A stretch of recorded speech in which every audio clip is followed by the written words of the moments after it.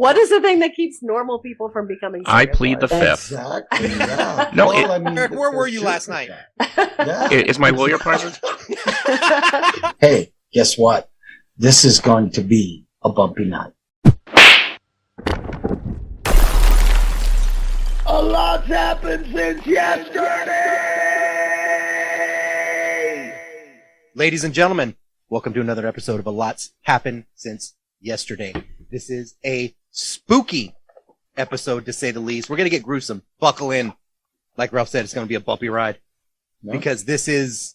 I don't know what we're going to call it yet, but right now I'm just going to say it's the serial killer special.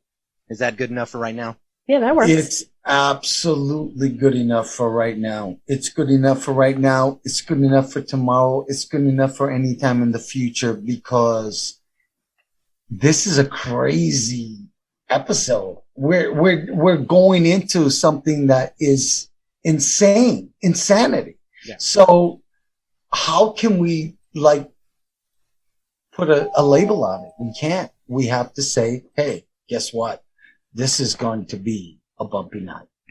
So, Erick B and Vicky V are our guests. These guys are podcasters and they're badass and we love them, and we wanted to have them back on the show. And we wanted to have a special episode where we talk about serial killers. So guys, I think we brought it up on the previous episode. We came up with the idea because we started going down that rabbit hole. And we were like, we should save this.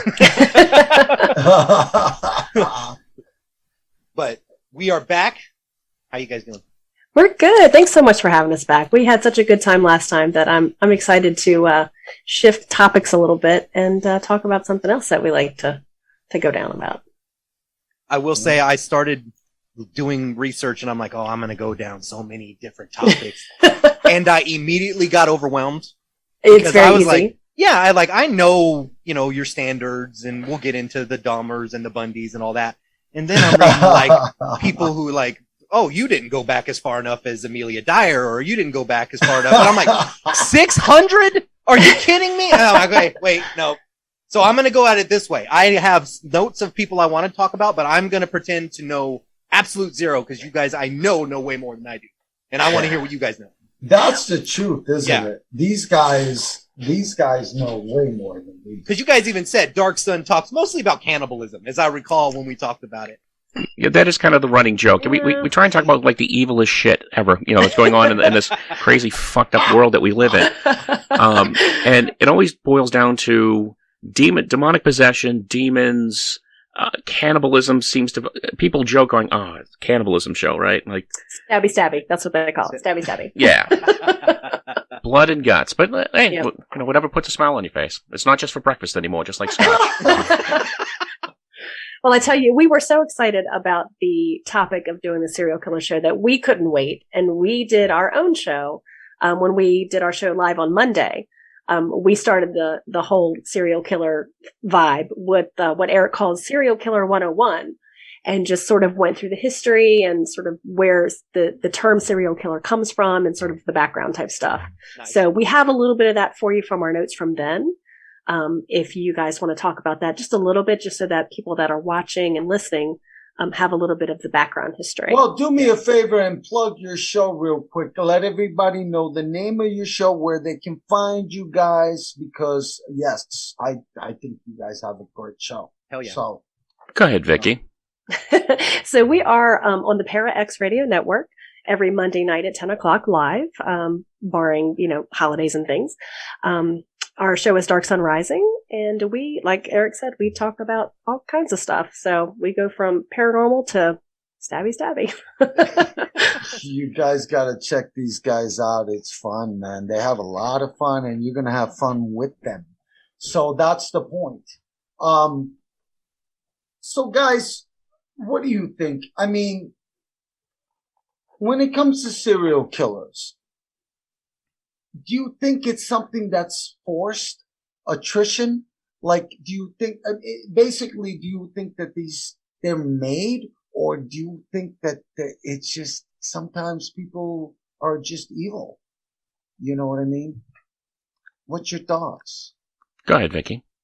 Oh, I was going to let you take that with your then I shall, psychiatry absolutely. background. Yes. Good one to start with, yeah. That's been the golden question since the beginning of mankind, or I should say peoplekind, so we could be gender neutral.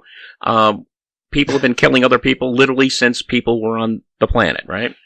Wow. And so people who are in medicine, psychiatry, law enforcement have not quite nailed it down as to the nature versus nurture theory, which is what you're talking about. Are people, quote, born evil? Do they come out of the womb that way? Or is it they come out of the womb with a clean slate and it's their upbringing, their childhood, and then that basically the nurture, which is we make serial killers. I would put it in a mixture of both. I think people are born, let's say, for example, with brain abnormalities, with biochemical imbalances as when they're born, and then having basically just the right ingredients, if I can use that term, they turn and become, serial killers. So there's not really a magical ingredient list saying if you do steps 1 through 4, you will have a serial killer, on the other end. It's many shades of gray. So they don't know what makes it. They just know characteristics early on that usually result in. Correct. So a lot of clinicians who are in forensic psychiatry who, interview serial killers after they're caught, ask them that tons and tons of questions like, so tell me about your childhood. What do you remember about this and that? Why did you do it? Or what are your, like they drill them and they're like a fountain of information. And yes, they have sort of compiled a list of, here's common characteristics that of the thousands of serial killers that they've talked to, a lot of them have this similar, a lot of these similar pieces.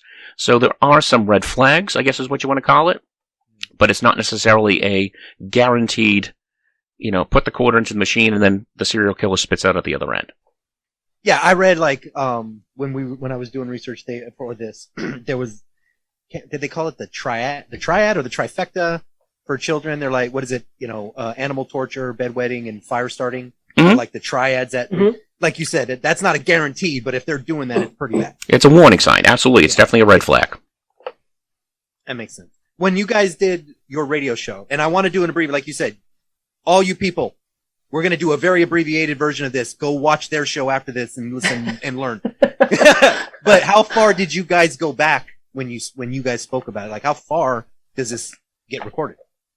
So we really just talked about the history and the term serial killer, where it comes from, who created it, that type of thing.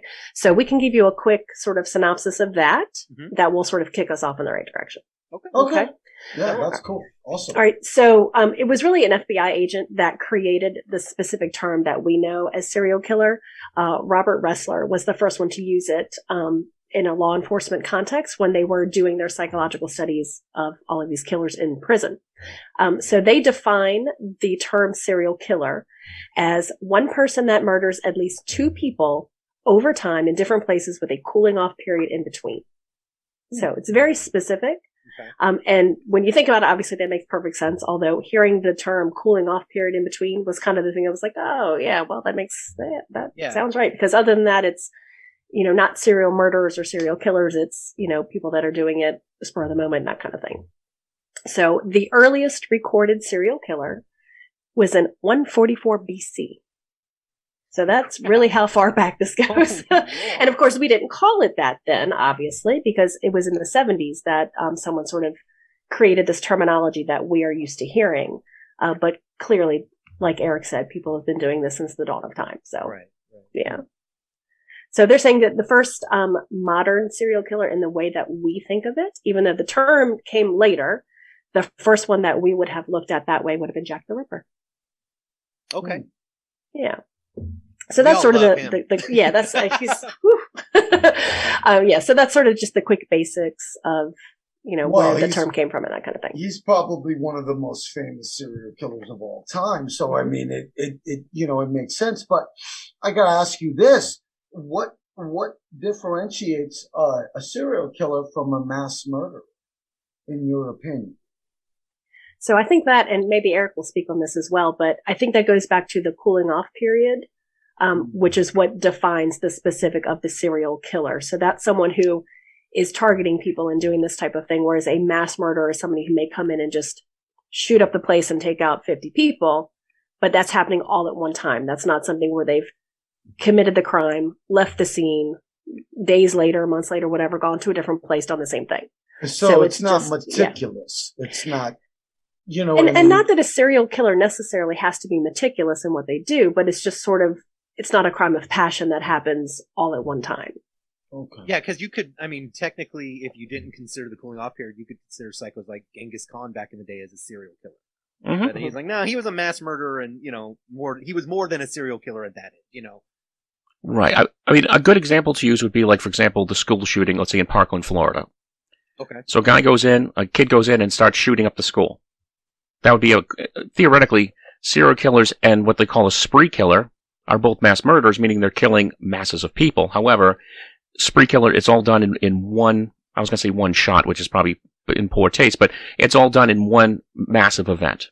Right. Whereas they also, and then thrill. I'm sorry? I was going to say that does make sense what you're saying, because the serial killer would be like, yeah, I killed those people, I'm going to do it again. Right. And then like a thrill killer, someone like Andrew Cunanan, who killed, remember Versace. He did basically a series of murders. He basically went from state to state to state as he was running from the police and killed people in every single state that he found until he was finally captured in Florida after killing Versace. So theoretically, all three scenarios are killing multiple people. It's how they're done, like Vicki had pointed out. It's very interesting. It makes me sad that we have to have this many distinctions for killing people. Right. How sad, yeah. Leave it to humanity to categorize their murderers. We're so good at offing people, I mean, man. there's war, there's soldiers, and they go out and they have to kill the bad guys. You know what I'm saying? And there's post-traumatic stress disorder based on that. You know what I mean? Because it's not normal to go out and kill people. You know what I mean? So, people that have that task, they suffer severely, mentally. You know what I mean? So that's the thing that I wondered. What's the difference between someone that is put up to the task to go and, just be the good guy and take care of the country from wicked people, I guess. Well, and we're not even talking about just everyday soldiers. There are some people you don't even know exist because they were trained not to, whose sole purpose is to go, hey, there's a bad guy on the other side of the world, go into him. And they go, yes, sir. Exactly. And, they just disappear. You know what I mean? So what's the difference between those guys and the guys we're talking about? That's what I want. Vicki, do you want to start? Yeah. Let's do this. I mean, obviously there's a huge difference because, and we could get into the semantics of all of that, but the reality is when you're talking about soldiers and people that are doing a job for a specific reason, whether it's protecting your country, whatever it might be, obviously that is unfortunately, part of the job. Whereas, the serial killer that we're talking about are the people that are not well and they have, chosen specific victims for various reasons, and we can certainly talk about that when we get into specifics about the different killers, if we want to pick a couple to chat about. But it's obviously a very different scenario. Yeah, let's make the disclaimer. We are not implying that soldiers are serial killers. Right. We're just talking about not at all. I'm talking about the people right now whose butts are puckering. They're like, oh, you motherfucker! I'm not in support of soldiers. I'm not. God bless. Thank you for your service. It's literally just the philosophy behind it. I'm just looking at the philosophy. Yes, absolutely. Cody said it right. Well, and then we could do the same thing with the mafia, dude. The mob does the same thing, but we don't call hitmen serial killers, do we? Yes, we do. Do we? Yeah. I mean, theoretically, they are serial killers. They are serial, but if we want to talk about it later, is a type of serial killer, which is basically they're motivated by profit, which is essentially, I'm getting paid if I kill you. Okay, my next paycheck, I got to kill you so I can get paid. So the motivation is profit. Theoretically, you are a serial killer if you're a quota paid hitman. If I can jump, it doesn't matter why you're doing it, you're still fucking doing it. Cody brought that up. That's true. Cody and I were talking about that earlier. Absolutely, there are some that were motivated by monetary compensation. Yeah, H.H. Holmes. He was purely motivated by insurance scams, and he murdered people. to basically gain their insurance policies. And then eventually he got caught, but he killed a lot of people and made millions back in his day, which was a fortune. And he was just driven simply by just greed. And but isn't people like him, like, isn't he a little bit more than just greed, though? Because why did he, if it was just killing, why didn't he just take him somewhere and put a bullet in him? Didn't he, like, torture him, and he actually made rooms in the... Or am I thinking somebody else? No, you got the right guy. He made like a rooming house. Again, correct me if I'm wrong, but he made some sort of like rooming house or an apartment building. He was like a pharmacist, and he took over. It was like a pharmacy on the ground floor, and then he had like a rooming house above it.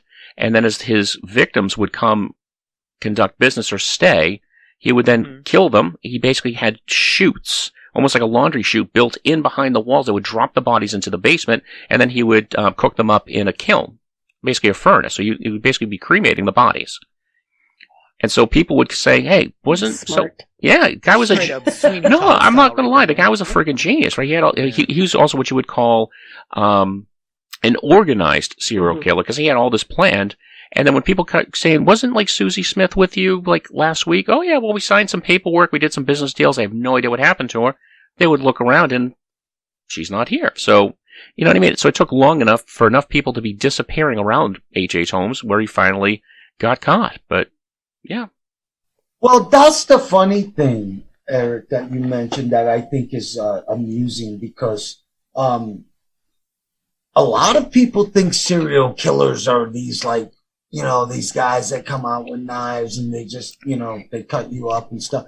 But really, they're not. Most of them are everyday people that hang out and talk to you, and you don't know that they're disturbed.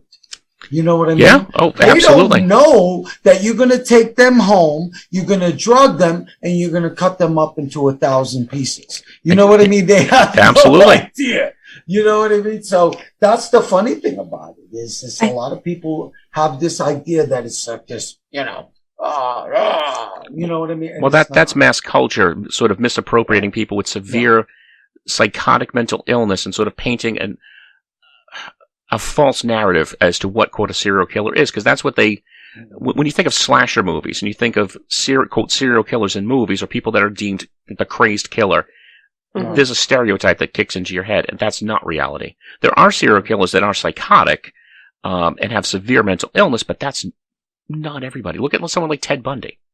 Well, I think that's the fascination, to be honest with you. At least for me, one of the things that fascinates me the most is that, you know, when these people's family are interviewed, you know, after they finally catch them, everybody says the same thing. "Oh, he was such a nice guy. He was so normal. I never," you know what I mean? So I think that's the fascination for me, is just to see the ability to live that double standard, that double life, where they're having a day job and they're doing their regular, you know, working at the grocery store, you know, during the day, and at night, you know, they've got this completely psycho life going on where they're, you know, capturing people and murdering them and doing whatever. I think that's part of the fascination, is just to see how they walk one way during the day and completely different at night, like Ted Bundy. Like, that guy is incredible. Well, and for me personally, you know, I even growing up when I was a child, I remember going camping and, you know, caught a fish, and I was heartbroken because I killed the damn thing. I couldn't let it go.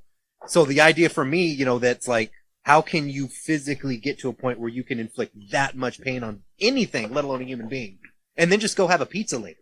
Right. It does not. It doesn't compute at all. Right. Like, which is why it's so fascinating. Yeah. Yeah. 100%. So is that why it's fascinating? I mean, because that was a question that I was going to ask you guys. Why is it so fascinating for us? Because it's not just you. It's not just Eric. It's not just Cody. It's not just me. It's all of us. We all are fascinated by these serial killers. I mean, maybe not everybody, but there's a lot of people that are. You know what I mean? So what's the fascination? I mean, I feel like Eric and I have talked about this before. And one of the things that we do when we have the stories on our show about these, and we have whole episodes about real life crazy news stories where, you know, Stabby-Stabby-Cannibalism comes in. And where we were literally just trying to figure out what goes through this person's head that then made them do whatever crazy thing they did. And it's that need to understand crazy. So for, you know, and crazy is probably not the term I'm supposed to use, but It's that need to understand and break down and sort of get the logic behind how people do these things. Like, what were they thinking? What were they feeling? What took them over the edge, to create this new other life they got going on? Like, I think that's the fascination. Do you ever think that maybe there's a part of you that wonders if you could be that way? I hope not. But I think that gets us down to what are you trying to say, Ralph? You know what I'm saying? No, I'm just saying.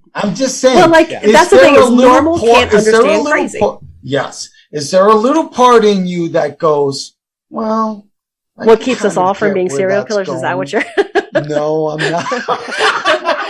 What is the thing that keeps normal people from becoming serial I plead the killers? fifth. Exactly, yeah. No, where were you last night? Yeah. Is my lawyer present? Just the guys in the white van down the street. Exactly. No, in all seriousness, that's part of the moral development that most, quote, normal people have, is they understand the difference between right and wrong.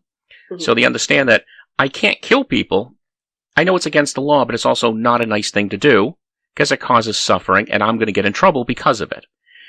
Serial killers lose that connection, whether it's physical, meaning in cognitive, or it's behavioral over time, is they see people as objects, as like a pawn or an obstacle to get in my way to what I want. So they don't have that emotional connection of, oh yeah, see that woman over there? I have sexual impulses. Normally you say, well, maybe we should date, and then we might be intimate. Instead, it's, I want to have sex right now, and I don't care if that chick who I think is hot right over there wants it or not. I'm going to just walk right over there, and I'm just going to have my way with her.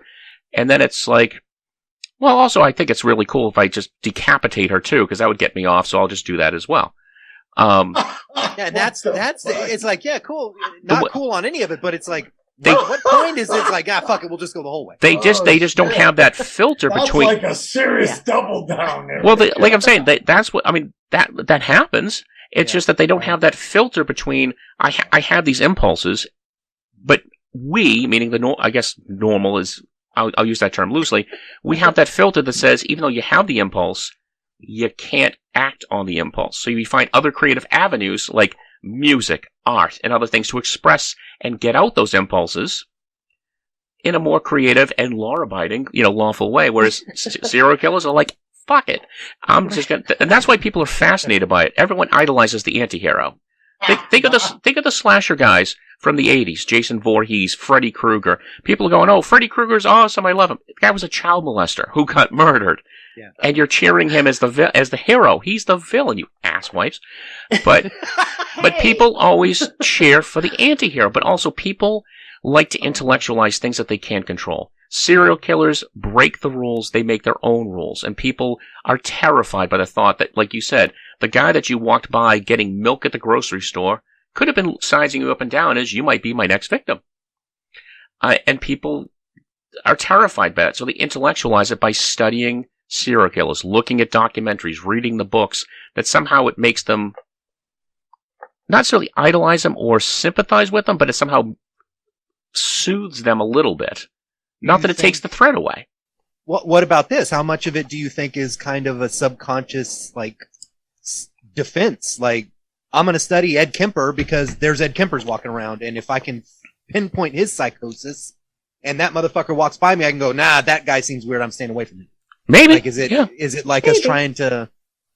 I'm not. I just freak out over the stories, but I wonder if there are people who do that. I'm sure there's some in the population that use that come from that point of view, where if I can understand it a little better, maybe I can do something about it, stop it, or keep it from happening to me or my loved ones. Yeah. I wanted to bring up a movie that I watched recently, and I think it's an interesting point about the same thing. It's called Dear Mr. Gacy. Have you seen it? It's on my list. It's on the list under good. Fascination, what we're talking about right now. It is so good. So that dude was ridiculous. Crazy. So for listeners and watchers who haven't seen that, it is literally it's a real story about a college kid who was studying serial killers, and he became fascinated with Gacy. And he decided, as part of his project he was trying to do for his presentation, he wanted to try to get John Wayne Gacy to take a letter from him and write with him. He wanted to correspond. So he found a way to create a kinship, a friendship with the serial killer who was in jail. And it led him down this crazy path, and a lot happens in that movie, but it's all based on this guy's real story that he wrote a book on, but it gives you such an interesting insight. At least, I mean, I'm sure there's dramatic effect and whatever, but it gives you an interesting insight to the mind of a serial killer, which is the whole point of what he was trying to do. Yeah. And it is, wow. Yeah, William Forsythe plays Yes. That's awesome. Gacy. John Wayne Gacy, yeah. And he is disturbing. Yes. Because he has that way. He's on the phone. Hey, pal, how you doing? And you're like, yeah, he's not It was so amazing. bad. And then amazing. immediately he flips to this, you little motherfucker, I will end you. And you're just like, dude, what the fuck is going on? And to know it's based on a true story freaked me out. Oh, have you seen it already? Actually, I watched it because Vicky said she was watching. I was like, what's that about? You can watch it. It's on Amazon if you want to watch it. It's so good, though. But it really does get to the same point that we're discussing about that fascination. Of course, that guy took it a lot farther than any of us regular folks. From what I researched, that guy's name is Jason Moss. And I did research. He contacted Gacy. He contacted Richard Ramirez, Jeffrey Dahmer, Henry Lee Lucas, and Charles Manson. He was corresponding. Like, this dude went deep. Yes. And the conversations, and I mean, through the movie, he really was trying to understand how Gacy used psychology to lure his victims and to get that sense of security with people, and then flipped on them. Right. And, you know, throughout the story, I mean, basically he does it to him. And so he really learns, you know, how manipulative. And that's the thing that I think is so interesting about Gacy, about Bundy, about a lot of these, Manson, just the way they are able to manipulate people into changing completely into whatever they're trying to get them to do. Yeah, it's like they turn into, well, like he did in the thing, you know, Gacy, it's sexual attraction is sexual attraction. Why does it have to be here? These are fake handcuffs, and now you're not fake handcuffs, and it's like, what the fuck, man? Right. Like, how did you fall for that? Well, not only that, but like, Gacy, could you guys not just bone? Was it that big a deal that you had to go that far with it? Right. You know? Yeah. And so that's the other thing that just freaks me out, you know? Well, and like Manson, I think, is a very interesting one too, because his ability to manipulate thinking and create this mass of people to just do his bidding, and, you know, this whole, it's just a weird experience. Is Manson a serial killer?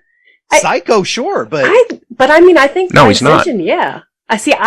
And by the definition, no, but he certainly fits the whole mentality of he created serial killers, basically. He's a cult leader. He's a cult leader that incited people to kill. Mm-hmm. Yeah, because he didn't actually. He killed what? Nobody. Guy, I think he didn't kill anybody. He killed one drug dealer years prior. Right. That they eventually linked him to, but no, he actually killed no one. He as Ralph had mentioned, is he inspired other people to kill for him. Because his grand plan was helter-skelter. He basically said that blacks and whites, sort of like in a white supremacist sort of mentalities, blacks and whites have to be segregated. He says blacks are going to take over the world.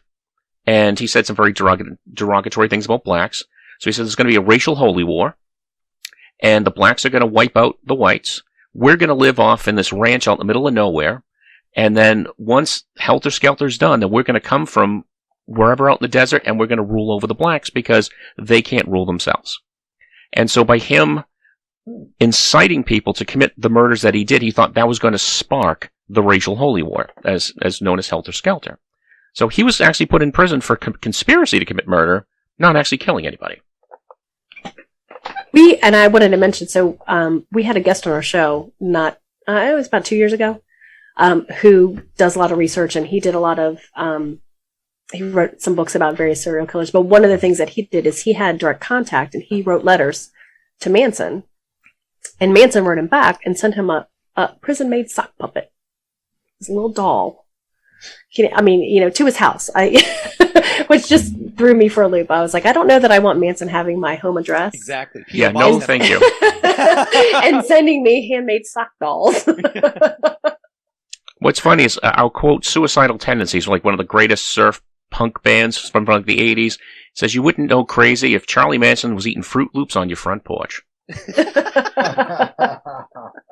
Well, and then let's double down even more on the fascination part for a second, because Charles Manson, Richard Ramirez, Tex Watson, Susan Atkins, all of those for sure. They all got fucking married after the fact of all the shit they did. Yeah. Yeah, that's What weird. is up with that? Yeah. I mean, weird. Yeah. like, what's wrong with those women? Right. Now, I hear the Manson one the lady who married Manson was literally doing it so when he died, she could take his body on tour and make money. Correct. Yep. Legit, yeah. And I'm She like, had a man, plan, right? I didn't think there was anybody lower than Manson, but fuck this bitch. Well, that's an interesting, like I said, an interesting study in psychology of men and women who try to become romantically involved with serial killers, and it's very common as they'll say, no one knows he or she like I do. I see a special side of them, that they're really tender and wonderful, and it doesn't matter if they, butchered 100 people, but I know that secret that secret side that I've fallen in love with. And it's like, you're kidding me, right? I mean, but they use the photos, man. right, and they just push all that aside. It just in complete denial. It's like you realize that if we released him or her today, I'm gonna kill you next. and you took the first one. Exactly, you're going to be, your head's going to be on a pointy stick tomorrow. But that's the interesting thing, though, is because that same mentality that allows these people that are marrying them to believe that they're these wonderful people, that's the same duality that they have in regular life, that, they walk around and they're just wonderful people until they decide that you're the next victim, But I think also it's people like saying, I have someone who's very, very special. Yeah. Who I have a relationship with that no one else can. It's like, It's also like a rock star thing. Yeah. Yeah, and also having a relationship with someone who's in prison, it's never going to be consummated, and it's not a real relationship, so you can control it as much as you want to. You know what I mean? So it kind of fills that other psychological need, which is just, again, it's still pretty nuts, Pretty, yeah. Yeah, like I get like what you were saying right there. Like, yeah, totally. Nope, I can't go along with this. This is just weird. Like, find somebody on World of Warcraft and call him your boyfriend. Like, why does it have to be Richard Ramirez? Gotta be one hell of a lonely person, man. If they're going after somebody that's committed murder and hacked people up. Well, look at this way. Or in prison. You know what I mean? But also look at it this way. Someone like Dennis Rader, who was the bind, torture, kill murderer, he had a wife and a daughter. He was very involved in church. He was very involved in his community, had a great job, but then he liked to murder people as a hobby on the side. And it could very well be that he could have, obviously, a relationship with the woman that was completely, quote, normal, but then he had his fantasy life and his fantasy victims that were completely separate and isolated from his family life. So perhaps, let's say if you released Richard Ramirez, if he was still alive, and said, yeah, go home with your wife and whatever, he might keep her, quote, safe because she fulfills some kind of need, and, he would not make her a victim. So, not that would be 100% guaranteed, but, I mean, it has happened. No, but that would make sense because it would be a point of stability for them, and they could just go do their thing because they know she wouldn't question it. Yeah, and the wife had no clue. Right.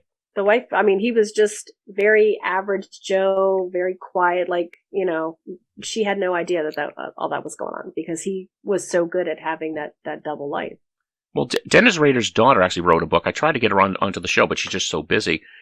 She basically says, like, I was the profile of the people that my dad was murdering. Which is beyond bizarre, but yet she said he was the most loving dad. You would never think twice that anything was amiss, but it sure was. And sometimes you hear, like, you'll watch the interviews with them, and their reasoning is so strange. Like, and they speak about it like, I don't know if it was Bundy or not. I read so much about these, but they said when you read the profile of one of them, his victims, and then you trace it back, the first woman who ever rejected him was a spitting image of the women he was killing. Oh, yeah. Right. That's and you're very just common. like, so the woman said no, so kill them all. And they're just like, yeah. Don't you get it? Pretty much, yeah. Yeah, and, I think that was Bundy, right? I'm pretty sure that was Bundy. That sounds familiar. Yeah, I think that's Also, I think kind that of covers what it several of is. You know what I mean? I think they're kind of detached. They're in, but they're detached. You know what I mean? So it's almost like they're on the edge of lunacy. You know what I mean? They you know what I mean? they're there with everyday people, and they know how to react to everyday situations, and it's just normal. Yeah. And they go with it. But there's this extra thing that they got going on, and it just gets them. You know what I mean? Mm-hmm. It just encases their brain. The rest of us, like Eric was saying, we go, no, that's not okay. We can't do that. But these guys, for some reason, male or female, it doesn't matter, they grab onto this weird psychosis and they go, no, I'm going to live out this fantasy and I'm going to see how it goes. You know what I mean? It's my right as a human. I don't know. I have no idea what they're thinking, dude. I have no idea. You know what I mean? But all I can tell you is there's a detachment there, but it's a weird, you know what I mean? It's a weird dichotomy in a way. It's a gray area. It's not black and white. Well, that's where it gets weird too. When you hear some of the stories. I mean, look at Richard Ramirez. That poor boy was tortured into becoming that. Mm-hmm. If you look at his backstory, you're like, it's heartbreaking to hear what he went through as a child to make the monster that there was, you know? Mm-hmm. And how do you separate the ones that break versus the ones that are tormented? You know, I mean, you look at him and he's worshiping the devil and going, all men are evil. You think? You think he would think that after all that? You know, and how do you get a hold of that? Versus somebody like, who's the dude, the mob guy, the Iceman. I can't think of his name right now. Kuklinski, yeah. And he actually is telling his stories and he's like, oh yeah, you know, I just wanted to see if the crossbow would work. So I put it to the guy's head, pulled the trigger, it worked. And then he talks about how his daughter doesn't like him and he literally breaks into tears. Mm-hmm. I shouldn't have hurt them. You're like, you shouldn't have hurt them? You made them feel bad and that makes you cry? You know? Yeah, I mean, how is it just not the connection, or have they just been so beaten down that there's no getting to it? Yeah, they're so psychologically jaded that they look at people as like a product. Yeah. Like with like the Iceman, he looked at it as, well, my job is to kill that person. It's a job. They completely mentally detach from, but they can still have mental attachments to family, which is unusual because most serial killers don't have connection to family either. Mm-hmm. Right. But he was able to shut it off with a cold clinical detachment and just saying, that person's a product. You are not, you're an object. I need to basically kill you. And okay, great. What's my next check? Which is frightening, to be honest with you, that people like that walk around. Like you would also mention about people that take revenge on people that have done them wrong. And that's a very common thread. They'll say, I hated my mother because, let's say, she beat me. She was an alcoholic. She neglected me. She was a prostitute or whatever. And so I'm killing people that reminded me of my mother. Look at like Ed Gein, Edward Gein. He was so detached with his mother. When his mom passed away, he just lost his shit. And then, like you said, if you think about it, like with the movie Psycho, which is what that was based off of, is he wanted to basically preserve his mother and become his mother because he loved her so much. But she was a terrible person, wasn't she? Oh, she was horrible. Treated him like... That's what I thought. Yeah, of course, because he would, if she wasn't, he wouldn't have been crazy. Yeah. His mother was very had like a fundamentalist religion, something like, let's say, like Lutheran, let's say, and she basically said all women are whores. They basically will cause you to stray from God. I am the only person, the only woman that is worthy of your love and affection. You know what I mean? So it was like to that level, and then of course when she's dead, now it's like, well, what do I do now? So now he's basically taking out his rage on other women. The whores that his mom hated. If you look at like Ted Bundy, he liked young brunettes. That was his thing. That was like the first woman that ever rejected him, and he just took it to a whole new level. But you're right. Most of us just kind of, see a psychiatrist, see a psychologist, get over it. We figure it out. Talk but to a friend. Something. Yeah, have any of these guys heard about rebound sex? It's a thing. I mean, I don't recommend it, but it's a thing. I think we've all been there. Yeah. So I wanted to share a little bit again of the clinical stuff that we talked about the other night. Yeah. So it's broken down into categories, the types of killers, why they do what they do. So it's visionary, missionary, hedonistic, and power control. So those are the 4 types or sort of archetypes of the serial killer. So the visionary is generally either possessed, they believe they're possessed by a demon, or they're an agent of God. So they think they're doing God's work when they're out taking out whoever they're taking out. The missionary, or they're exterminating a particular type of person. So they're on a mission of specific to them. So whatever their issue is. The hedonistic is the thrill seeker or the sexual murderer, like Bundy, stuff like that, or for profit. So like H.H. Holmes, which is what you talked about before. And then there's the last one is considered the power or control.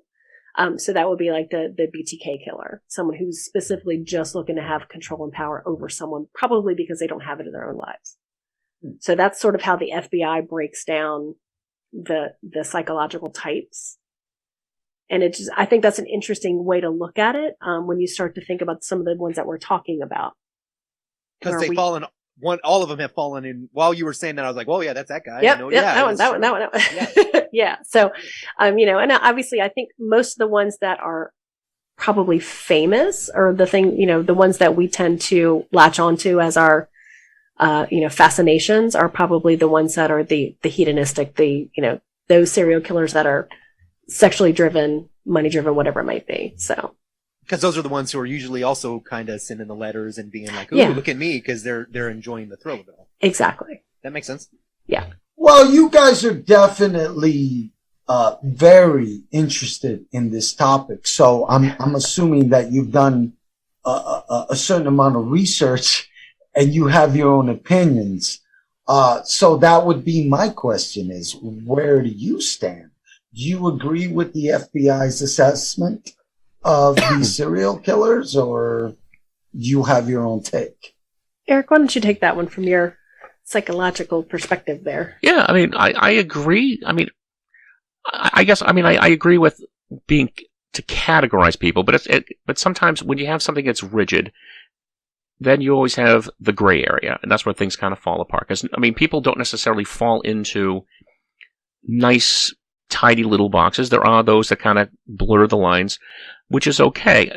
I like it with the fact that is when we study serial killers, we can say he or she falls into this particular category. And they know by studying other people in that category how the people think, what motivates them, and then they also look at is how best to catch them.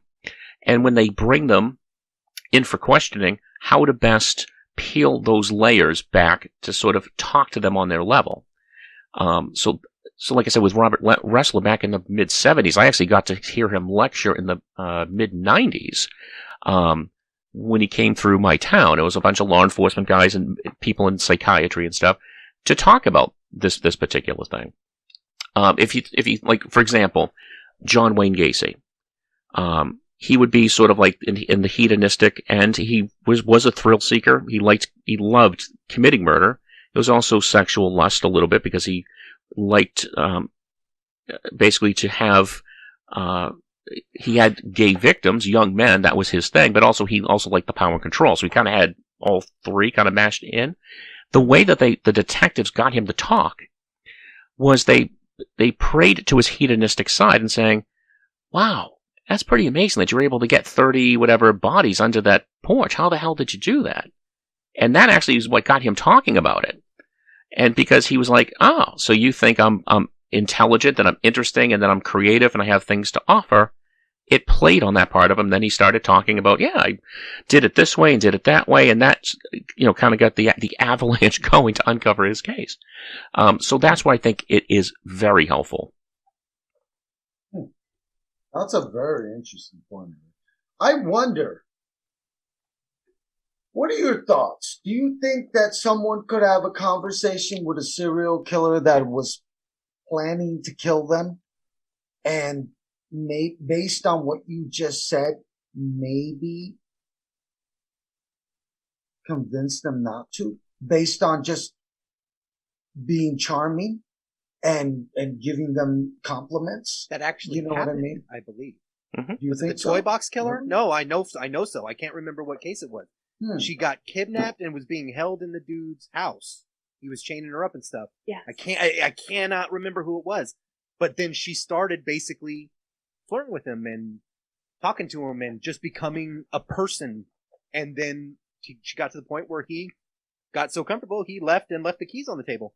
And she unlocked herself and took off down the first house and got free. I believe that's Ray Parker that you're talking about. Ray Parker? Okay. Mm-hmm. Okay. I'll have to put that information on it because I just know I'd heard that somewhere.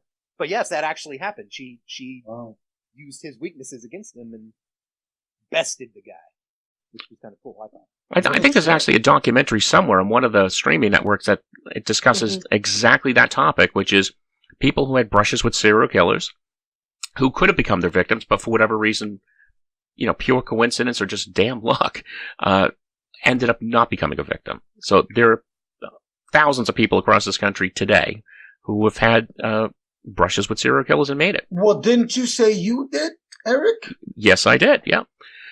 His name was Henry Louis Wallace. They called him the Taco Bell Killer. And the reason for that, he was based out of Charlotte, North Carolina, and he actually was a manager of a Taco Bell restaurant. And he started killing, basically, his workers, and then was murdering relatives and friends of his. And then moved on to essentially mostly black prostitutes and drug addicts until he was finally caught. I think he killed, at least a dozen, from my recollection. And people complained saying, okay, it was a black guy, but he killed mainly black victims, so therefore the police didn't give a shit, which is not true. I met him, quote, when he was already locked up, and they brought him through what they call central processing, which is in downtown Charlotte. He was being held at the prison out in Raleigh. But he got into a fight with another inmate that was a relative of one of his victims who decided to take some revenge. And he fucked up that inmate and put the guy in the hospital. And so he was getting additional charges placed on him, so they brought him down to court. And so as he was being led, he was in a holding cell, and one of the deputies called up and he goes, "Hey, Eric." Back then my nickname was Boston, because I was basically, like I said, the guy from Boston and a bunch of people from down south. A little bit of culture shock, but hey, Boston, you're into that serial killer shit, right? Like, yeah, why? Get down here. Get your ass down here. So I ran down to where he was. I'm like, wow, what the hell's going on? He goes, in there, man. And he handed me the jacket, basically the folder and stuff for the transfer. I'm like, oh yeah, no shit. So I basically just peeked in the window, and the guy was sitting there all shackled and whatever. And he was a pretty big dude and had that cold stare that went through you. That basically, if he was not shackled and we were in the same room, I would probably be a victim. We locked eyes, and it was just that unbelievable look of just, yeah, this guy does not see me as a human being. There's no, you know what I mean? The only thing that's protecting him from I is I have some weaponry on him. I have some weaponry that I could use on him, and you're shackled. You know what I mean? But it was a very cold feeling. And then when they said, "All right, man, it's time to go," and he was just like, "Yeah, whatever," and just kind of shuffled his way down the hall under the street to go to the Superior Court that was across the street. But it was just, you just had that feeling of just evil. You know what I mean? It was a palpable feeling of just, this guy is literally the embodiment of evil. Yeah, it's weird. You mentioned the stare. I've seen interviews, and you're right. It's almost like they're just not there. They glaze over, and you're just gone. You know? Yeah. Well, the glaze over is one thing, and I would say yes, and I would question whether you guys agree with me on this. That definitely they're all gone. Mm-hmm. You know what I mean? They're not there. You know what I mean? But what you're talking about, Eric, in that circumstance is a cold-blooded killer. Someone that is not. I mean, that guy was violent. He was not some dude that's gonna sit there and plan to drug you. You know what I mean? When you don't expect, he's not gonna slip you a roofie or whatever. You know what I mean? Mm-hmm. You know what I mean? And cut you up when you're unconscious. Yeah. This guy was gonna, he'll come at you right there and then. He's what you would call a disorganized serial killer, as opposed to an organized one. So when you think of disorganized, essentially it's, I don't really plan my victims. I run off of impulse. I have a general idea of who I might want to kill, but I don't really follow a pattern. I don't really bring any weapons or anything with me. I just use whatever happens to be around. I really don't plan where I dump the body or how I get away. And they're generally, obviously psychotic. So again, he would fit in that category. Henry Lee Lucas would fit in the disorganized category. When you think of organized, I'm sorry? What did he do? Because I saw him coming up, and I just didn't Henry have time Lee to really Lucas? look him up. Yeah. People peg him. There's a great documentary, I think, on Netflix about him. Okay. He claimed to have killed like 500 people over a multi-year cross-country murder spree. And he was partnered up with Otis Toole, who claimed to have killed Adam Walsh, the son of John Walsh, the guy from America's Most Wanted. Gotcha. Really? Okay. So Henry Lee Lucas, like I said, he grew up in a horrible background. Like his mom, he basically grew up dirt poor. His father was like a severe alcoholic, got injured, and then because he got drunk, he fell across some train tracks, lost his legs, couldn't really do anything. He ended up dying. His mom was an alcoholic and a prostitute, and she would bring tricks home to the house, and basically he would say, basically would be taking care of the customers while he was around. Horribly abusive. And so and then he basically went to like reform school, and he ended up getting attacked and raped in a reform school, and he would escape. And so as like a young teen, this guy would basically be roaming the country doing petty crimes so he could have a place to sleep or something to eat, steal cars, rob people and stuff. And then eventually at I don't know if it was like a soup kitchen or in jail, he met Otis Toole, again, who was mildly retarded, and also a pedophile. And technically, he claimed to be a serial killer, and they basically joined at the hip as friends and went around doing the same thing. They would rob people and commit petty crime. They eventually, like I said, got caught, and they claimed that they killed like 500 people, which they found out was just complete bullshit. They think at most he might have killed his mother, maybe. He had the hots for Otis Toole's sister, who was underage, that he tried to have a relationship with, and supposedly killed her, but they're not 100% sure either. But what he would do is he would say, yeah, when I was I'll make something up, in Utah, yeah, there was this chick, and her name was Susie, and this is what she looked like, and they would try and find open cases that they had that might fit that profile. And then they'll say, well, does this sound right? What else happened? Can you, autograph this, please, and just say that you did it? And then they would give him stuff. So they treated this guy like a rock star. They had detectives coming in from all over the country. They were giving this guy, like, the dog's life. He had great food. He was being interviewed by news agencies, and he would just sign off on every open case that they had, up to about, I think that they chopped it off at, again, no pun intended, at 500 murders. Then they realized at the very end, this guy's full of shit, because he's saying, I committed a murder in Utah, but they have him on papers, let's see, being in jail in South Carolina. It's like, you can't be in both places there, buddy. Right. So then they were like, oh yeah, we're kind of stuck because we have him signed off on these hundreds of murders that we've now closed. We can't admit that, by the way, the guy's full of shit. So they just said, okay, yeah, no, he's fine. And they waited him to be executed, which, he died in prison. And now they're just like, yeah, closed cases. Next. Holy crap. Yeah. That's pretty wild, dude. I'm kind of glad I asked now, because I wasn't sure. I was like, because I'm like, I've heard of all these guys, and that name came up a couple times. I'm like, I've never heard anything about this guy, and I've never done research, and I was like, he must be popular. That's in terms of his claim to fame is that he has the highest body count, but in reality of cases they get beyond what actually he claims, what they can actually physically link him to at most might be 2. And that's an interesting sort of psychological profile all into itself. Somebody who's willing to, because it makes them feel like there's some kind of special star and they're being treated that way, would actually cop to a bunch of murders they didn't commit and, go to execution for stuff they didn't actually do. Right. Yeah, that's pretty. It's all fun and games until you get the injection in your arm. Right. What I mean? It's like, okay. Was his last words, wait, I was just kidding? Psych! Yes, psych!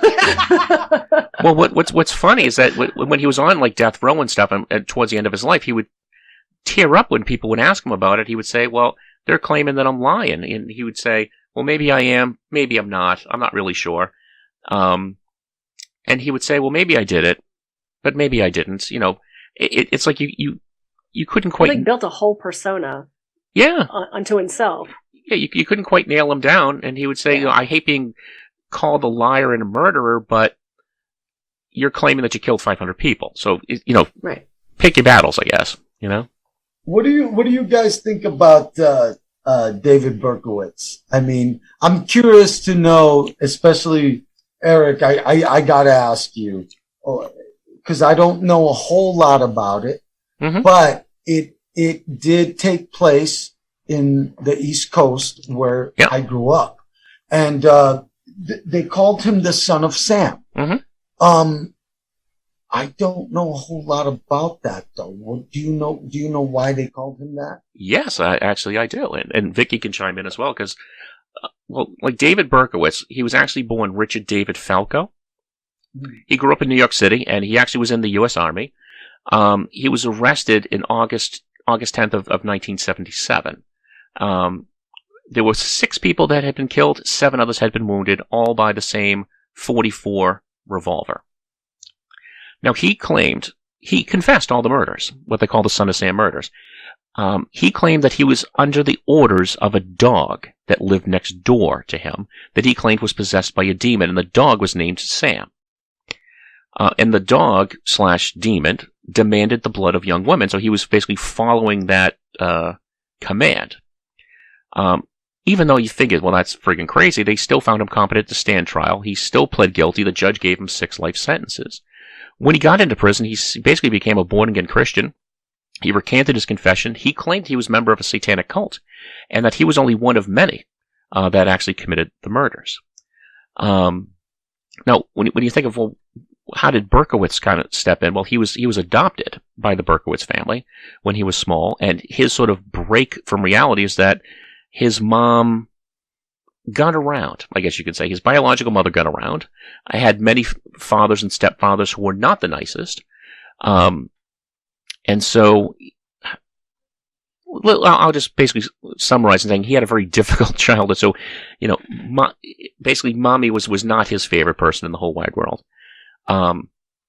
His crime spree began in 1975. He attacked women, but mostly white women with long dark hair, which looked like mom. Now, here's where the Son of Sam part comes in. In May of 1977, the killer left a letter to the police at the crime scene. And so it said, quote, "I'm deeply hurt by you calling me a woman hater. I am not, but I am a monster. I am the son of Sam. I am a little brat. When Father Sam gets drunk, he gets mean. He beats his family. Sometimes he ties me up to the back of the house. Other times he locks me in the garage. Sam likes to drink blood. Go out and kill," commands Father Sam. "Behind our house, some rest, mostly young, raped and slaughtered. Their blood's drained, just bones now. Papa Sam keeps me locked in the attic, too." So on and so forth. Like, that was part of the letter. But that's how the Son of Sam became, I guess you can say, world famous. And so he actually corresponded with columnists from like the New York Daily News and stuff back and forth until they finally caught the guy, and they just... The way that they found him was that a woman said, "That's really odd. In one of the areas where there was a murder happening, I saw this strange guy around a particular, I think it was like a Volkswagen Beetle, I think it was." So they said, "Oh, that's really weird." And then the woman said, "I heard gunshots. I see this guy running." And so the police said, "Well, let's look at cars that we might have ticketed in the area." And they found this car that was parked illegally outside of an apartment building. They looked inside, and they found a gun and a duffel bag.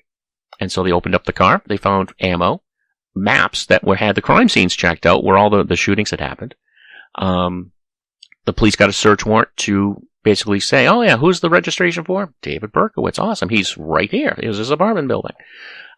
They waited for him to come out to get into his car. And once they did, he said, "Well, you got me." Literally, quote, "You got me." When they went into his apartment, he had satanic graffiti written all over the walls. And then he also had a journal where in detail he talked about, planning the crimes, who he wanted to shoot, what happened after it. He had it written out in great detail so he could sort of savor the moment. So what are your personal thoughts on him? What are your personal thoughts on his inspiration? Was it satanic? Was he just completely out of his mind? Was it he just hated his mother so much that he had to go do this stuff? I don't know. Well, I think later on he admitted that the dog thing was a story he made up, wasn't it? Correct. Yeah, he recanted that confession about the dog demon. Jail, he said that. Yeah. Mm-hmm. Has there been any evidence that backed up what he said about the cult? Like, is there anything that could be like, maybe? There's been several books written. One I think was called "The Most Evil, the Ultimate Evil," about that very thing, called based around the Process Church, which Manson also had ties to. Oddly enough. There have been several books actually that looked at that, and they said they can't really. Lots of gray area. They can't really say yes, and they can't really say no. But again, this is now 40 years plus after the fact, 45 years after the fact. They're not going to find that satanic cult now. But no, they haven't found anything concrete, which is very common for the I'm involved in a satanic cult kind of cases. Do I believe the demon thing? Probably not. Was he pissed off at his mom basically being someone that he was not proud of, you know what I mean, who basically treated him wrong? I can see him being pissed off and maybe wanting to get some revenge, but like we talked about before, you know, other ways you could probably take it out on the world, not trying to shoot and kill people. Yeah. Well, most of his victims were women, no? Correct. Yep. He stalked people that were like in lovers' lane, so it would be like a guy and a woman stopping a car. Let's say they're making out, and he would just walk right up to the car and just start shooting. Yeah. Yeah. I think honestly, Son of Sam, at least for me, that was when that was going on. I was young enough that spurred my ear. Because I remember that going on. In fact, I remember there was an Unsolved Mysteries about the Son of Sam talking about it. It scared the shit out of me. So I think Son of Sam probably was one of the first serial killers that I was even going, what the frick is going on in this world? Right. Well, I mean, they're all weird. None of them are normal. Oh, yeah. But you know what I mean? But, I mean, it's like Richard Ramirez, you know what I mean? The Night Stalker. I have an attachment to that because I happened to move out to El Monte during the time that he was doing his killings. Oh. You know what I mean? So, yeah. So I kind of wanted to talk about him a little bit. And I know Eric and Vicki, you guys know a lot about that. Yeah, Vicky's got the 911. I should say the 911 and the 411 on that. No, I want to hear Ralph's story about that. It sounds like you had your own close brush. No, I mean, he was killing out in that area when I was out there. I was young. You know what I mean? I was a teenager. But he was killing people at that time, and everybody was scared out of their minds. You know what I mean? They were locking their doors, locking their windows. You know what I mean? Normally, they'd have their screen doors open. That stopped pretty quick. So that'll do what I mean? But it was definitely a thing. It was a thing because for me, Richard Ramirez was kind of, for the lack of a better term, kind of ballsy. You know what I'm saying? You know, he went out at night and he did his thing. You know what I mean? Who knows? Somebody could have came up to him and said, you know what, dude, I got a shotgun. You're fucked. You know, and isn't that the way they caught him? Didn't a bunch of people from a neighborhood end up getting that guy? That's exactly right. The fucking shit out of him. Yeah, you know what I mean? From what I understand, he was like 1 block from getting away. He was 1 block from one of his relatives' house. They yanked him and beat the shit out of him. Almost beat him to death. Tell us about it, guys. That's the funny. That's what's South Central. No shit. That's what it was. That's the South funny Central part, Justice. though, about this, man. It's like that guy was not like Jeffrey Dahmer. You know what I mean? He was not doing stuff in secret that nobody knew about for a long time. You know what I mean? Yeah, he just didn't care. He would be disorganized, huh? Yeah. Correct. Yep. Yep. You know. Go ahead, Vicki. That's the interesting thing about some of the different, when you sort of look at the different styles, which is a weird term to use, but the different styles of the killers, you know, I mean, because you definitely have, you know, there's a group that are, like Ralph was saying, that are just brazen, and he just didn't care. He just went out and did whatever he was going to do. And I think he probably knew all along eventually he would get caught, because who else would, you know, he created it so that he would have an opportunity to get caught. Whereas a lot of these guys are living that double life, and, you know, they just sneak around in the dark and nobody ever sees them coming, and nobody saw them go, you know? So it's definitely a whole different version. That's an interesting point you bring up, Vicki. Do you think that that's an actual thing? Do you think some of these guys want to get caught?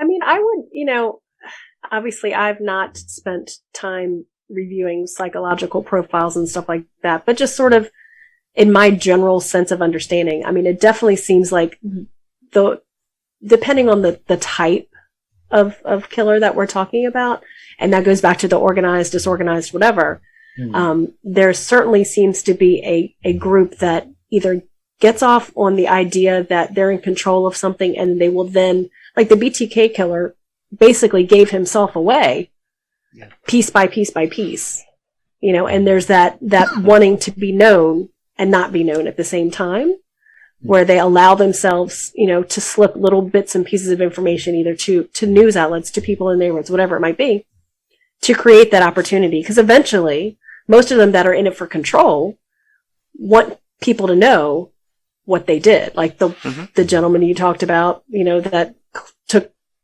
500, lives, supposedly. Yeah. He just wanted that fame, that wanted that notoriety, wanted to be the one that was in control of all those things.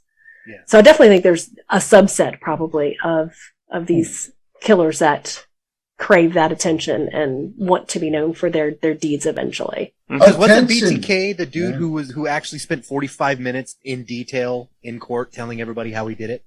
Yes. And he made a point of I'm going to do something that was legally, and then he spent the entire time telling him in detail what he did. Yeah. It was he was getting off on me. He did it completely out of vanity. Absolutely. Yeah. Yep. Yeah, so there's definitely disturbing as shit. it really is to watch. There's definitely that part of it for at least some of them, that there is a vanity to it, where they eventually want people to know all of this wonderful things they did, and this is. Would you go as far as calling it a narcissistic? Oh, absolutely. Oh, definitely. Yeah, definitely. Oh. If you think about BTK, he did it as a bit of narcissism, full power and control. He said that he found wearing women's undergarments appealing, based off of stuff that happened in his childhood, which is fine. But then he also liked being bound very tight, almost like a bondage discipline kind of thing. Mm-hmm. So he combined his sexual play with A, wearing women's clothes, and B, being bound. At some point, he then took that and ran with it to basically do that to other people. And then he left clues and stuff. So, I mean, he liked taunting the police. I'm one step ahead of you. Here's some clues. You are too stupid to figure out. Aren't I wonderful? And then decades went by. No one knew who he was. And he then came out of the woodwork and says, I'm not on the front page anymore. What the hell? And then he basically said, hey, I'm going to make my own front page. Yeah. Did you guys ever see the show Mindhunter? Yes. Okay. I was going to actually bring that up because I was going to see if you guys watched it and what you thought about it. I was very sad when it went off there. Rumor has it they might be coming back. I saw that too. That would be amazing. Was it on HBO Max or something? They said they might be resurrected. That would be amazing. Very cool show. What are you guys' thoughts as far as how they went about it? Well, they really, I mean, the people that are involved, Robert Ressler and all those, that it's based on the situation they started, their whole FBI project with the psychological profiles of the killers. So, it's each one of those is a case story from real cases, that they began. So, I mean, and I find it fascinating the way they created the psychological profiles. And I know that we talked about that a little bit earlier. And I think that all goes back to our need to understand what you can't understand. You know what I mean? You have to find some way to quantify and qualify the things that are happening, and creating these profiles that may eventually help catch other killers and things like that. But I think it just really goes back to finding some way to understand what's not understandable. Right. That's a good way to put it, Vicki, actually. To try and find a way to understand what's not understandable. But, and that's what I got to ask you guys. I got to ask you guys this. What do you think is the main reason that someone feels the need? This is a personal question, obviously. What do you think is the main reason that a person feels the need to become a murderer? Vindictive to the point of killing somebody else, taking someone's life. And that fulfills them on some level. What are your thoughts about that? I know it's a deep question. Are you specifically talking about somebody who's not broken and is turning to murder, or are you talking about just all in general? I'm talking about, well, just in general, because let's face it, we all have problems, and we are all victims of society and our circumstances. You know what I mean? So we could all easily go, well, you know what I mean? I had a hard life. I had a rough upbringing. You know what I mean? I had a violent, family, whatever the case may be. But I mean, I grew up in the South Bronx, dude, and I had a lot of violence. My father was a fucking hitman for the mob, but that didn't make me a serial killer. It didn't make me turn into a violent person. So I'm wondering, what you guys think is the thing that flips that switch? Eric, I'm gonna let you take that one. We're all one step away from becoming serial killers. What's interesting is there are what they call the snapping syndrome, which is what like you said, what causes normal people to then snap and then basically jump off the edge of that abyss. If I had the answer to that question, I'd have the Nobel Prize. But we don't. But you're right. I mean, everyone's motivated by something else that causes them to snap. So there really isn't one set answer. I mean, if you think about it this way, let's say in the age of COVID, let's say you lost your job and you cannot afford to feed your family and you're desperate, right? So it's like hopelessness might be a good motivator. Do I rob a bank to get money? Do I do other things that are illegal to get money? Including, let's say, since we're talking about serial murder, do I then look at people who might be vulnerable that I can easily knock off and then take money that they might have? If you look at, let's say, sexual frustration, you might have sexual impulses. You might say an incel, someone who's involuntarily celibate, who can't score with the ladies, who's just pissed off, has all the sexual tension and frustration that they can't express any other way. Porn's not good enough, or hiring a prostitute maybe, but then they move to, let me get abusive with that prostitute. Maybe I'll end up killing that prostitute to let all that rage out. And so, like I said, there's not one set thing that causes people to snap, but it's hard to go back once you've crossed that invisible line somewhere. I do think everyone has it in them to potentially do things like that, but for some reason, some people just have enough of a wall around that abyss to kind of keep them just off the edge. So basically, you're saying it's not just one thing. Correct. And yeah, kind of it's stuff that is, surmountable, and it's the little things that kill, and it adds up. You know what I mean? Right. And I would agree with that. I do think that that's what happens to people. I think that it's not one thing.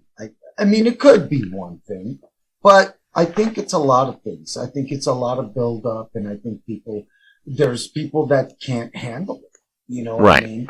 And so they lose it. And if you look at the history of a lot of them, like we were just talking about all these, Richard Ramirez, all these guys, they had the worst of the world thrown at them as a child. Mm-hmm. They weren't equipped to defend it. They hadn't even had a chance to build up any walls to defend anything like that. So once you let evil in that sense, what are you going to do? Mm-hmm. There's no getting it out,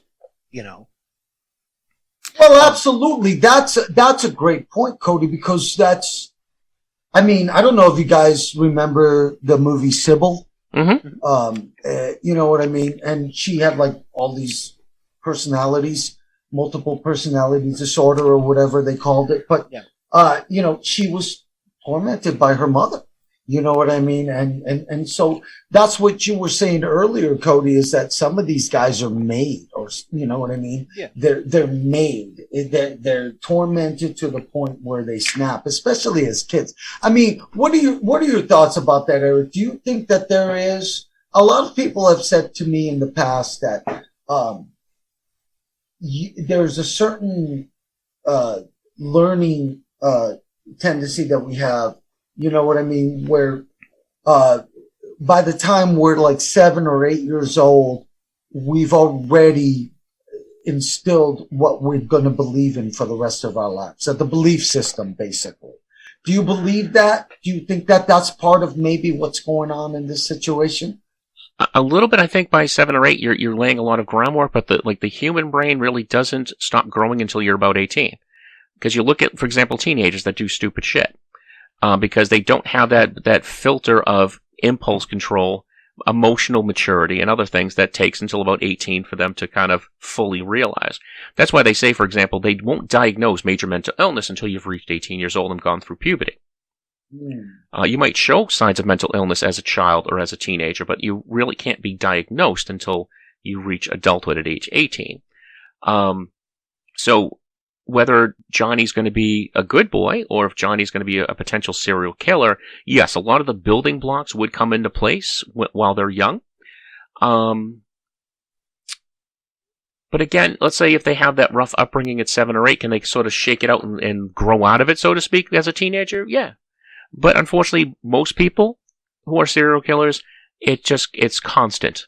They don't have time to really learn any other good behavior. It's just a shitstorm of just negative behavior, negative consequence, so they really don't, have a chance to learn anything else. Yeah. And I think somewhere in there's probably a twinge of mental illness of some sort as well. Yes, I would agree. They tend to go hand in hand, so... To bring it back to the beginning conversation we had about soldiers, police officers, and serial killers, like what separates those 3 types of people. Mm-hmm. When you go into the military or when you go into law enforcement, you have extensive psychological testing, on paper and in person, to see if you are emotionally adjusted enough, like you said, to pick up a firearm and shoot and murder another human being. Right. In the military, it's under the context of you were commanded to essentially do a job. Same thing with a police officer. They extensive psychological testings. Even if you discharge your firearm in the line of duty and not shoot anybody, you still have to go pre-shooting counseling sessions to make sure that you're okay with the fact of, I could have taken a life. And so to kind of keep people whole. There aren't too many soldiers that I know of who come from active duty who don't have post-traumatic stress disorder think of it like being in a slasher movie or in a violent video game, where you can't set it to easy setting if you keep getting killed in the game. It's always on the hard setting, and you can't hit restart. And it's constant. And that wears on people. And so there are many people who leave the military who have post-traumatic stress disorder who then can't deal with the post-traumatic stress disorder, they can't deal with civilian life, and then they commit crimes. If you think about it, there was a guy not that long ago who was a former Marine who marched in and killed like 4 people because he thought the girl was being kidnapped. Do you remember this case in Florida, I think it was? Sounds familiar. I think so, yeah. So like I said, that's what a lot of people fault the VA for not helping soldiers after they come home to give them a better chance to come out of that. You are a trained killer. You will shoot anything that moves on command without worrying about it, to then saying you now have to be a law-abiding, caring person. Yeah. I mean, you got to be shitting me. Same thing with police officers. If you're in like the worst neighborhood, right? Let's say the South Bronx, right? Or Philly. Mm-hmm. And you're 10 years on the force and you've seen the most deplorable stuff that human beings can do to one another. You're going to tell me that you're going to stop working and saying, I'm going to go work for Amazon and everything's going to be fine. I can just sort of shake that off. No. Because then also I think to a lot of people there is that veil of naivety, like, oh, the world's not that bad. I have my Starbucks and I go to my job and stuff like that. And when you have somebody who's brought up that way or seen that kind of horror and war, right? You're like, you're not going to lie to me again. Mm-hmm. You think this matters? That kind of stuff. Right. And meanwhile, they're screaming at him going, you're being mean or you're being psychotic because you think this is too big a deal. And they're just isolated or alienated. Right. So, I mean, there is no psychological screening or counseling for serial killers. Even just for regular murderers. They just don't, you know what I mean? So they don't even have that framework. I mean, when you think of it in psychology, it's what they call Maslow's hierarchy of needs, which is for human cognitive development. The most basic is, do you have enough to eat? Basically enough to meet biological needs. And then you get up to the tip top of as a pyramid, and the very top is being self-actualized. very few people get to self-actualization.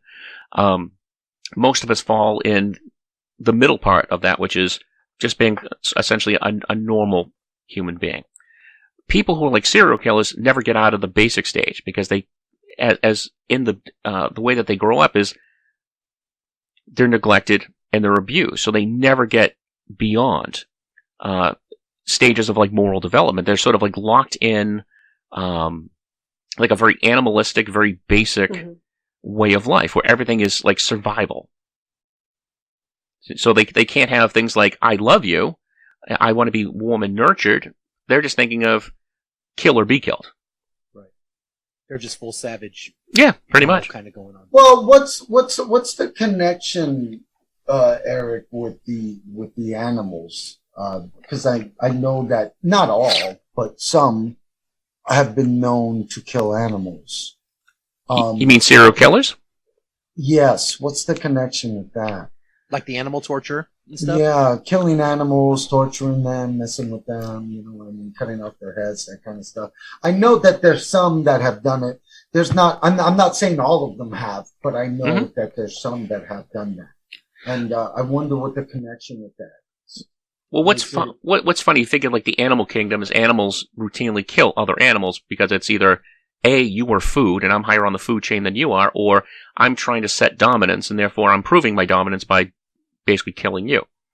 We do the same sort of thing, but we do it in a much sicker, way, which is, if you think about it, that's what kind of separates us from the animals. We turn murder into an art form.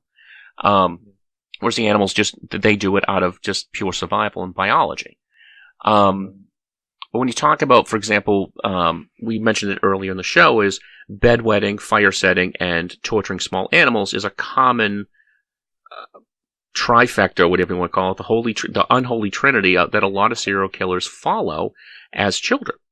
Now, if you think about it, kids who come from that background, they develop like a fantasy world that they are the number one, right? So they think, I'm in control, I'm the god of my own realm, I make all the rules, and so the way they look at it is they're dominating another life form that they might not be able to, they can't dominate mom, who's a drug-addicted prostitute that beats the crap out of him, let's say. So instead it's, well, I can take this little mouse and I can do horrible things to it. So A, I'm in control. B, I take physical control over this, and I can take out anger and rage that I have. You know what I mean? But still in a sick way, watching an animal be tortured and scream and whatever. Like I said, it's not a one-to-one relationship. Like, again, if the child, tortures small animals, therefore they're going to be a serial killer, but it's an absolute red flag.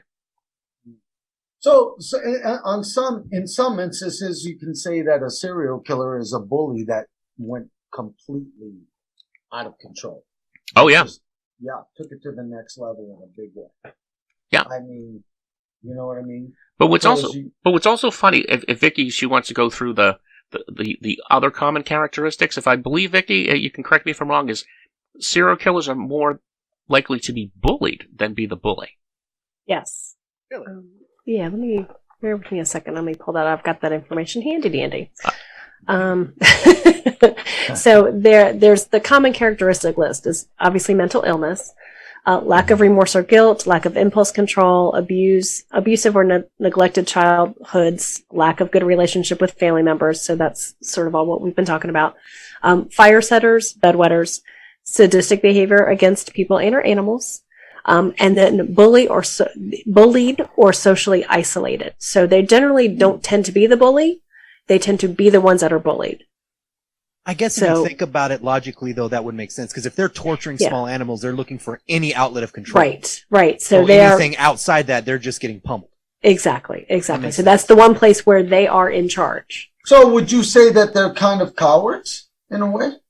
Huge cowards. Yeah. Yeah. I mean, if you definitely want to look at it from that direction, they are looking to assert some sort of dominance over whatever they can. And since generally in the rest of, like Eric said, the rest of their lives, they have no say, no anything, no control of any kind, they're looking for some way to assert that over something else. Wow. So obviously animals is the easiest thing to do. Yeah, that's some trippy shit too, because you brought up Mindhunter, and the big guy in that movie was Ed Kemper.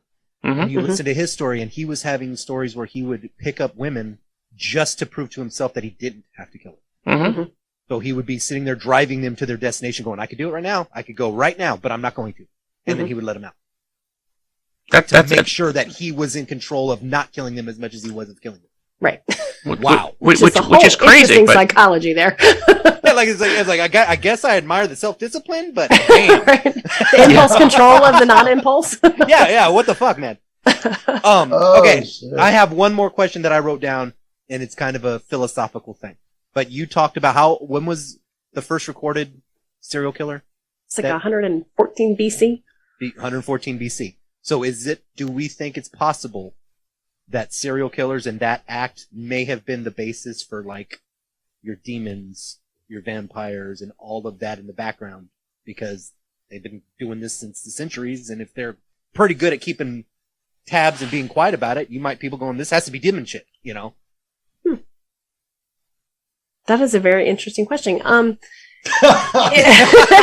mean, besides that, the things like vampires and werewolves and all that kind of stuff comes out of legend from somewhere. Right.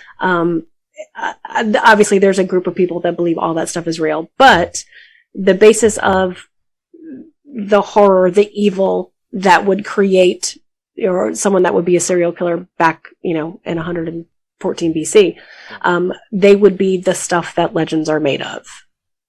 Right. Yeah. Because I mean, Jack the Ripper was kind of, he's, you know what I mean? Out of all the serial killers, isn't he the most, I don't know. I don't want to, I would put him into that horror frame. You know what I mean? Of like monsters. But I think the rest of them, they fall under that category of guys that were drugging people and doing things, outside of what people knew. They were leading normal lives. Nobody knew they were fucking doing the things they were doing, the horrible acts they were committing. But Jack the Ripper was like this, you know what I mean, monstrous guy that came out at night and just killed hookers. Well, and I think part of his, or appeal is the wrong word, but part of his legend was he was one of the first most popular viral characters, if you will. Right. Yeah. But I think now it's just so long has passed that we put that spin on it. Mm-hmm. Was he looked at like a big devil demon back then, or was he looked like, hey, some dickhead's killing prostitutes down there? Well, it's funny because that's a very, very interesting point. Is you think of like Jack the Ripper is sort of like the old school equivalent of like Zodiac. They're two serial killers that we've never caught, and people are still, as of today, writing books on Jack the Ripper and on the Zodiac as to who they think it is. And people say, I lost count of how many people they think Jack the Ripper could have been, or who the Zodiac could have been, and everyone says, no, it's not that guy. My new book or my documentary says it's this guy. It's kind of like D.B. Cooper at this point. Everyone thinks it's their uncle, kind of thing. But with Jack the Ripper, I think what makes him so scary is the fact that he was never caught, and at the time, you have to think of like with newspapers, is he became basically front page news, almost like exploitation, and it was like viral for his time of. Yeah, this guy is hiding in the fog of Whitechapel and East London and slashing women, gutting them like a fish, and they sensationalize it, and people were terrified. So he was sort of like do you think part of it was the media selling it? Oh, absolutely. The big monsters, that kind of... Because, think about it this way. He did it essentially in the ghetto. It was a lot of immigrants and the poor. And it was rife again with prostitutes. 9 times out of 10, if a guy went and said, I'm going to just slash a bunch of prostitutes, most people wouldn't give a shit. Eventually, if they caught him, great. If not, then so what? Yeah. So, the media loved the story, and it sold newspapers. It was money. It was business. Nothing has changed. Yeah, no. I was gonna say. No. It really hasn't. Not a goddamn thing. Son of Sam and the Night Stalker, and they all got the cool names. And Yep. Yeah. Business all about the product. Usual. Yep. How to sell a story. That's what it all comes down to. Well, you guys, it's been great talking with you guys. We'll have you guys back on again if you guys wish to come back on. Anytime, yeah. Yeah, man. Definitely. It's a fun discussion every time we get on with you guys. So Well, what's the next one we're gonna do? You want to do Yeah, aliens? oh, You want to do? Yeah, we'll do We did ghosts and maybe, serial yeah, killers. maybe we'll do aliens next time. I Do mean, that aliens, seems yeah. to be the- Oh, we've got. the hot Oh, we had some topic. good guests about that one too. So we definitely can talk about that one. Yeah. I'm down. We'll figure it out for sure. Yeah, you guys pick a bunch of topics. We'll figure it out something behind the scenes. That's cool. Hell yeah. All right, guys. It's Hey, been man. awesome. Thanks so much. We appreciate it. Have a good night, guys. Take care of yourselves. Be safe. Thank you so much for doing this. Thanks for putting up for my bullshit. For those who don't know, we're working this fucking show like nobody's business. Oh I'm my doing God. Eric's recording. Eric's It's teamwork, recording. man. It's teamwork. Thank you, Eric, so Thank you, much Eric. for helping us out, bro. Because this show went Appreciate off that. the rails right off the bat. Yeah. So No. we picked it back up and we kept but going. hey, but we had fun. That's what we Yes. did. You know what I mean? Absolutely. It was a cool show, and thank you, Eric, for helping us out with that problem. Yeah, no worries. I'll do some post production on it, master it, and send it back over to you. Love Okay, it. sounds good. Oh shit! Now you're gonna make it sound way better than I usually do. Oh, sorry. Okay, never mind. Sounds so good, man. I'll just give you the wrong footage. It'll be all smooth. There'll be some smooth jazz in the background. There you go. Bow, chicka, wow, wow.